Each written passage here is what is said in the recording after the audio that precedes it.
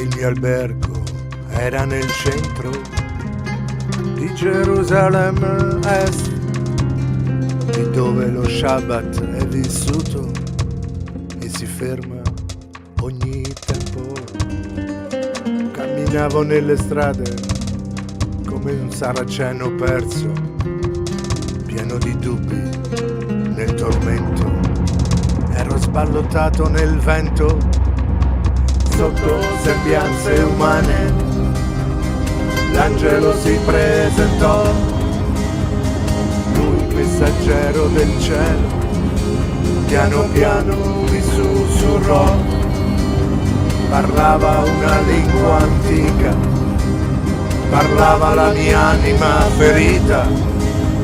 Mi disse: Mario, stai tranquillo, vivi in umiltà la tua vita.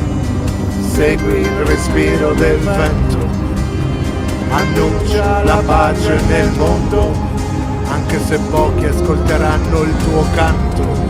Non preoccuparti, tu segui il tuo istinto, sarò sempre al tuo fianco, in ogni ovunque se ce n'è bisogno. Sta per arrivare il giorno, per l'umanità un nuovo disegno.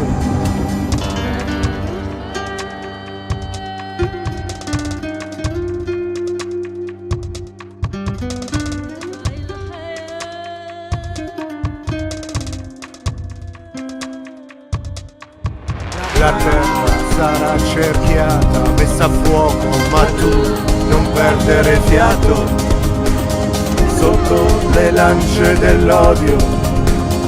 Tu non mettere dito, più triste sarà il loro volto. Tu sereno semina il campo, ognuno raccoglierà i propri frutti. Il tuo sguardo saranno i miei occhi, sarà l'inferno ad infiammare il loro cuore, le loro parole. A te basta restare in silenzio, io farò in modo che si innalzi il tuo canto e nessuno potrà più offuscare ciò che il mondo dirà al tuo cuore. Le tue parole saranno la mia bocca, la mia luce, la mia braccia.